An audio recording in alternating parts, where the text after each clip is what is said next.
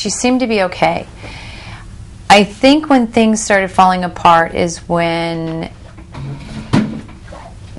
her dad and I filed for divorce. She would just do risky stuff, skip school, I started noticing a little change in some of her friends that seemed a little questionable. And then it got to the point where it was just bizarre behavior. I thought she was bad. I thought she was on drugs. It got so bad one night I had to call 911.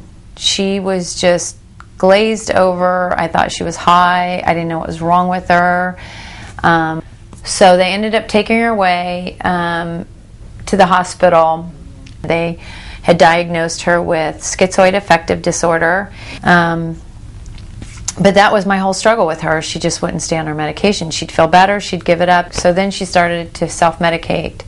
She ended up in Vegas and called me because I'd had a missing person on her. So for a while she seemed to be doing okay in Vegas. I tried to talk her into coming back. So when she finally did, that's when I hadn't seen her for about a year. I said the risperidol, I said, you did well on that. You're not sleeping, you're feeling anxious, you need some medication to help with that. And she was almost willing to do that, but she said, I have to go back to Vegas, I have to get my stuff. And I said, don't go, we can forward your mail, we can get your stuff, just don't go.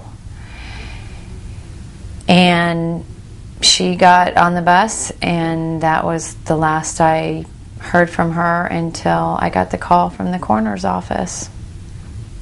And I knew. I just remember seeing her turn away, and I just said to myself, I'm never going to see her again. I'll never forget that. Just looked back, and she just looked back and smiled, and my girlfriend said, don't be a stranger, call your mom sometime, let her know how you're doing. And she just smiled, and that was it. And it was weird because the day before she committed suicide, I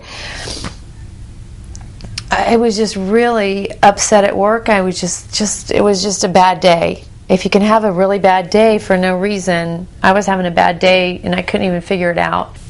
I was here at work the next day, and it was about 10:30 or so. I just felt like, wow, my whole day is totally different than yesterday. It's like I was just calm. I got everything done. That's when I got a call from a 702 number, and I thought, that's odd. I have her programmed. Why would I get a call from Vegas? This is not her number.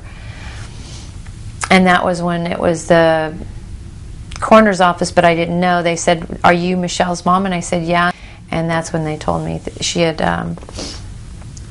shot herself at an indoor shooting range there in Vegas.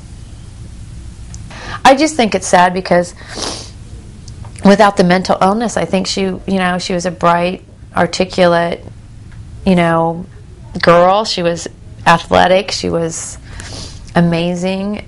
But we did have her funeral here in the East Gym because she was the happiest playing volleyball. She did the Brian Gimilaro, volleyball camps here. She did the 49er camp here. My dream for the future is to get a big part in a movie so I can win an Oscar award.